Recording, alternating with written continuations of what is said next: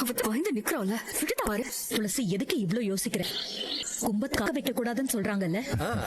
ஏற்கனவே நம்ம பேசினது தானமா, வந்து வாங்கிக்கோ. முடியாதுன்னு சொல்லுடி, வாங்கிடாத.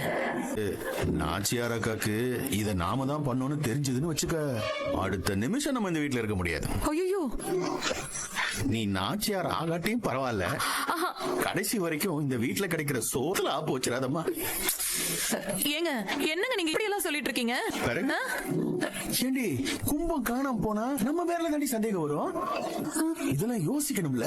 யோசிச்சு தாண்டி அடி எடுத்து வைக்கணும். சும்மா மண்டைக்குள்ள தோன்றதெல்லாம் ஐடியான்னு செயல்படுத்தலாம் முடியாது.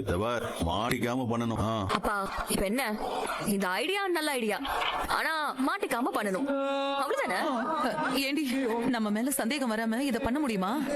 முடியும், அத நான் பாத்துக்கிறேன். அபிராமி அத்தைக்கு பிறகு இந்த ஜமீனுக்கு நாச்சியாரா நான் தான் இருப்பேன்.